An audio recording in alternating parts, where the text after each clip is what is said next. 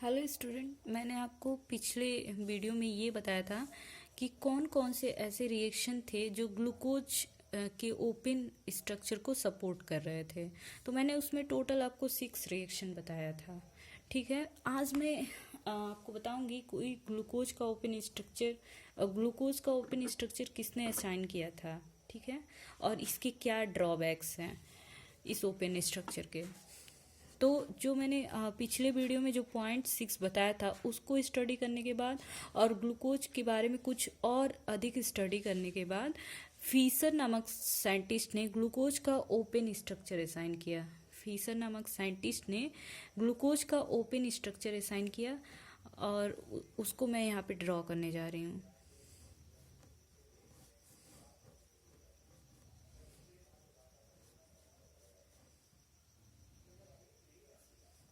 इसमें open structure में आपको देखना है जो 3 वाला रहेगा, 3 कार्बन, इसमें OH बस इस साइड में रहता है, बाकी सभी कार्बन के साथ जो OH है वो राइट साइड में रहेगा।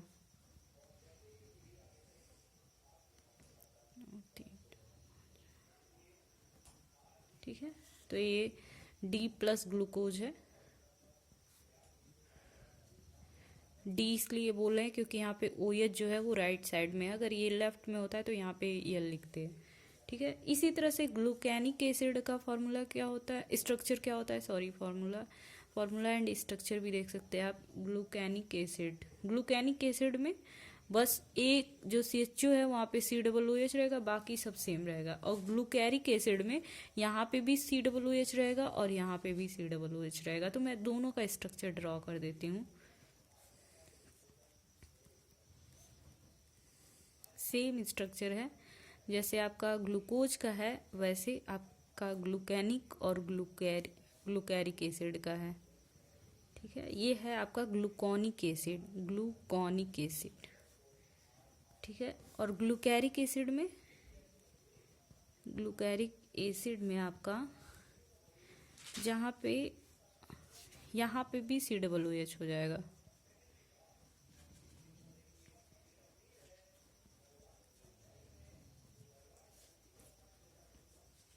COOH। ठीक है, ये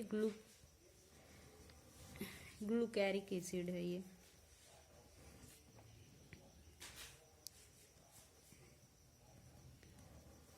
ओके, अब नेक्स्ट ये है कि यहाँ पे फीसर ने तो असाइन कर दिया, लेकिन ये जो ओपन स्ट्रक्चर है ना, वो कुछ जो ऐसे रिएक्शन है वो ये ओपन स्ट्रक्चर उसको फॉलो नहीं करता। ठीक है, जैसे इसमें OH है और COOH है, जो जितना प्रॉपर्टी COOH शो करता है वो सभी इस स्ट्रक्चर को शो करना चाहिए, और साथ में OH है तो वो भी प्रॉपर्टी इसको शो करना चाहिए। लेकिन कुछ ऐसे रिएक्शन है जो इस स्ट्रक्चर में ये कार्बोनिल ग्रुप प्रेजेंट होने के बाद भी ये शो नहीं करता। अब वो कौन कौन से स्ट्रक्चर हैं, क्या स्ट्रक्चर का ड्रॉबैक्स है, वो मैं अब बताने जा रही हूँ। तो आप नेक्स्ट हेडिंग है ड्रॉबैक्स ऑफ ओपन स्ट्रक्चर।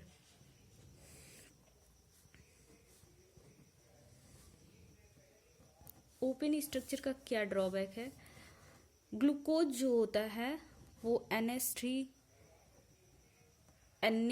मतलब सोडियम बाईसल्फाइड से रिएक्शन नहीं करता है, और रिएक्ट करने के बाद एडिशन प्रोडक्ट नहीं बनाता है। जबकि ग्लूकोज में क्या प्रेजेंट होता है, एल्डिहाइडिक ग्रुप, और ये एल्डिहाइडिक ग्रुप क्या है, कार्बोनिल ग्रुप है।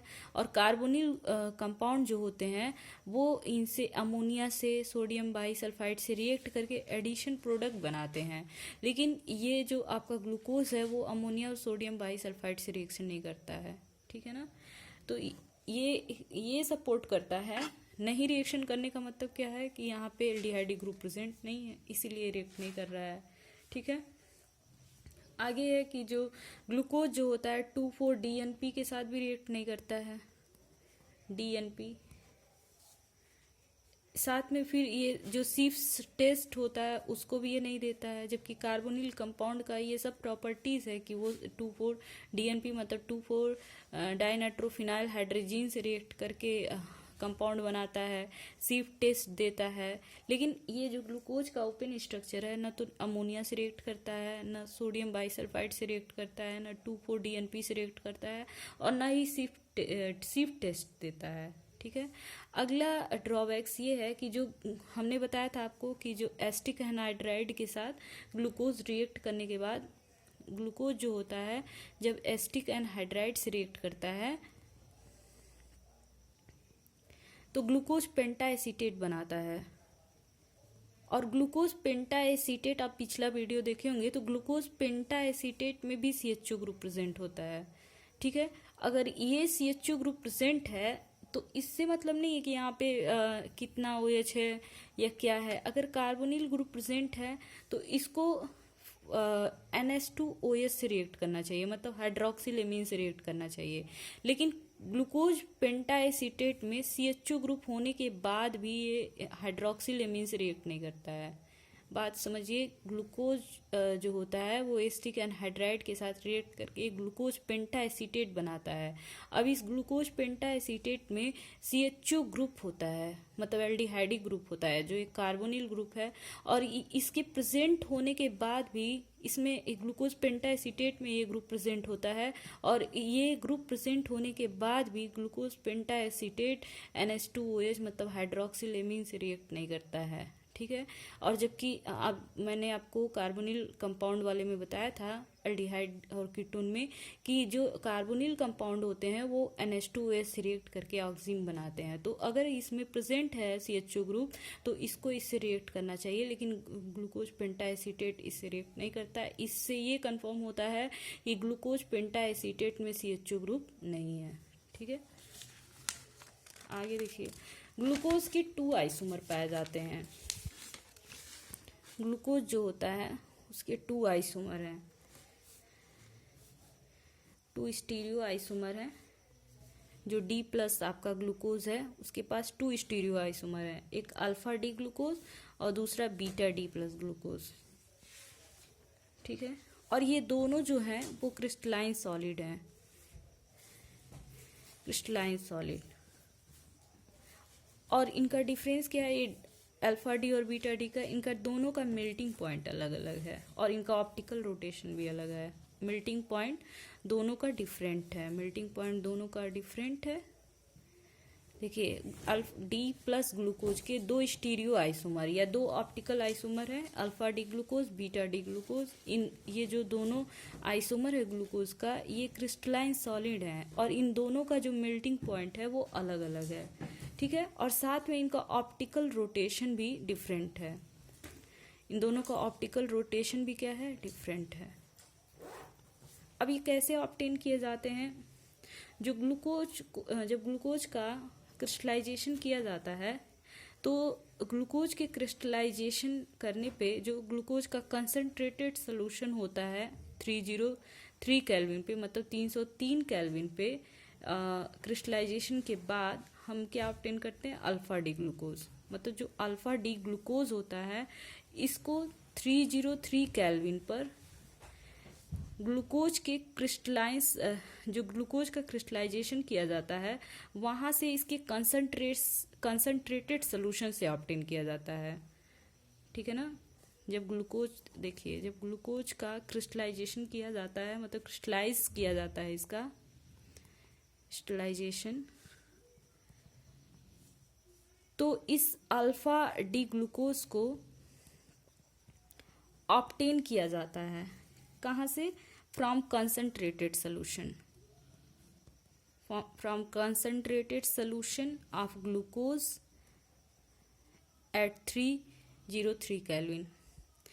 मतलब ग्लूकोज का जब क्रिस्टलाइजेशन किया जाता है तो उस टाइम पे अल्फा डी ग्लूकोज ऑब्टेन होता है कहाँ से, कंसंट्रेटेड सोल्यूशन से, और किस टेम्परेचर पे, 303 केल्विन टेम्परेचर, 303 केल्विन टेम्परेचर पे। ठीक है, और इस जो अल्फा डी ग्लूकोज यहाँ से ऑब्टेन होता है इसका जो मेल्टिंग पॉइंट होता है वो 419 केल्विन होता है और इसका ऑप्टिकल जो रोटेशन होता है वो +111 होता है, 111 या 111 होता है। ठीक है, मतलब ये जो प्लेन पोलराइज्ड लाइट है उसको क्लॉकवाइज डायरेक्शन में रोटेट करता है। देखिए इसे प्लस साइन लगा है, इसी तरह से बीटा डी ग्लूकोज को कैसे ऑब्टेन करते हैं, ये दोनों क्रिस्टलाइजेशन, ग्लूकोज का क्रिस्टलाइजेशन कराया जाता है तभी ये ऑब्टेन होते हैं।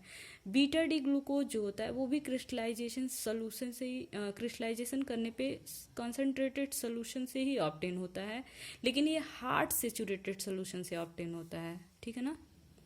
बीटा डी जो ग्लूकोज होता है वो कहाँ से ऑब्टेन होता है, ऑन क्रिस्टलाइजेशन।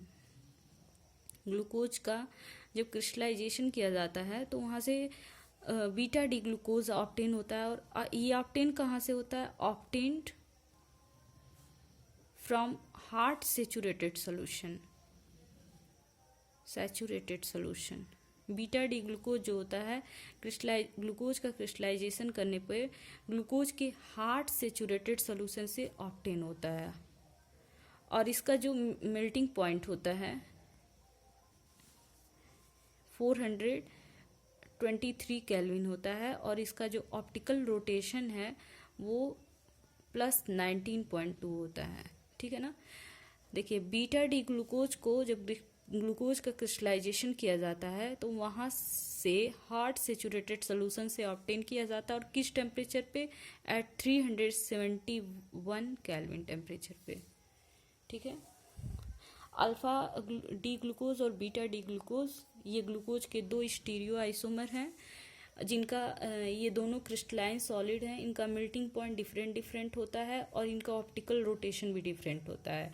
अब ये ऑब्टेन कैसे किए जाते हैं, ग्लूकोज का जब क्रिस्टलाइजेशन किया जाता है तो अल्फा डी ग्लूकोज को ग्लूकोज के कंसनट्रेटेड सोल्यूशन से 303 केल्विन पे ऑब्टेन किया जाता है, और इस अल्फा डी ग्लूकोज का जो मेल्टिंग पॉइंट होता है वो 419 केल्विन होता है, और इसका ऑप्टिकल रोटेशन जो होता है वो +111 होता है। इसी तरह से बीटा डी ग्लूकोज को ग्लूकोज का क्रिस्टलाइजेशन पे ही ऑब्टेन करते हैं, और ये हार्ड सेचुरेटेड ग्लूकोज के हार्ड सेचुरेटेड सोल्यूशन से 371 केल्विन पे ऑब्टेन किया जाता है। इसका मेल्टिंग पॉइंट 423 केल्विन होता है, और इसका ऑप्टिकल रोटेशन जो होता है वो 19.2 होता है, ठीक है।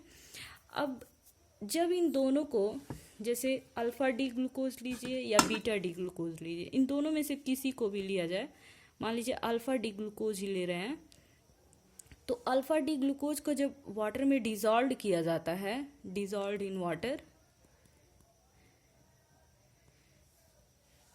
तो इसका स्पेसिफिक रोटेशन जो होता है, जब वाटर में इसको डिजॉल्व किया जाता है ना, तो इसका स्पेसिफिक रोटेशन हमने कितना बताया है, 111 होता है। तो ये फॉल होके ना 52.5 हो जाता है, 52.5, ठीक है। जब डिजॉल्व किया जाता है वाटर में तो इसका स्पेसिफिक रोटेशन फॉल होके कितना हो जाता है, 52.5। अल्फा डी ग्लूकोज को क्या करना है, डिजॉल्व करना है वाटर में, और डिजॉल्व करने के बाद इसका जो ऑप्टिकल रोटेशन है वो गिर के 52.5 हो जाता है, ठीक है। और इसी तरह से जब हम बीटा डी ग्लूकोज को लेते हैं और इसको वाटर में डिजॉल्व करते हैं, डिजॉल्व इन वाटर, तो इसका ऑप्टिकल रोटेशन कितना होता है, 19.2। तो इसका ऑप्टिकल रोटेशन इंक्रीज होके 52.5 हो जाता है, ठीक है। मतलब अल्फा डी ग्लूकोज लीजिए या बीटा डी ग्लूकोज लीजिए, इनमें से किसी को भी अगर वाटर में डिजॉल्व करें तो इनका ऑप्टिकल रोटेशन अल्फा डी का फॉल होके, मतलब कम होके इतने पे आ जाता है, और बीटा डी का इंक्रीज होके इतने पे आ जाता है। मतलब दोनों का जो स्पेसिफिक रोटेशन है वो कांस्टेंट हो जाता है, ठीक है। और इस तरह से इस स्पॉन्टेनियस चेंज को, इनके ऑप्टिकल रोटेशन के इस स्पॉन्टेनियस चेंज को टाइम के रिस्पेक्ट में ही क्या कहलाता है, ये फॉल होना, एक का इंक्रीज होना दूसरे का डिक्रीज होना टाइम के रिस्पेक्ट में, ये क्या कहलाता है, म्यूटा रोटेशन, ठीक है ना। इनके स्पेसिफिक रोटेशन में ये दोनों ऑप्टिकली एक्टिव कंपाउंड है, और इस ऑप्टिकली एक्टिव कंपाउंड के स्पेसिफिक रोटेशन में इस स्पॉन्टेनियस चेंज को ही क्या कहते हैं, म्यूटा रोटेशन, ठीक है। और ये जो बिहेवियर है म्यूटा रोटेशन का, ये आपके ग्लूकोज के ओपन स्ट्रक्चर से एक्सप्लेन नहीं कर पाएंगे। ये बिहेवियर ग्लूकोज का जो ओपन स्ट्रक्चर है वो शो नहीं कर पाएगा, ठीक है। तो ये सब पॉइंट है जो ग्लूकोज के ओपन स्ट्रक्चर को ओपन स्ट्रक्चर को क्या करते हैं, सपोर्ट नहीं करते हैं। तो अब कुछ हम आपको बताएंगे कुछ न्यू पॉइंट जो ये बताता है कि ग्लूकोज का स्ट्रक्चर ओपन नहीं होता है, ग्लूकोज का स्ट्रक्चर जो होता है वो क्लोज्ड होता है। ठीक है, अगर ये पॉइंट जो म्यूटा रोटेशन का है ये नहीं समझ में आएगा तो इसको आप क्लास में हम आपको डिस्कस कर देंगे।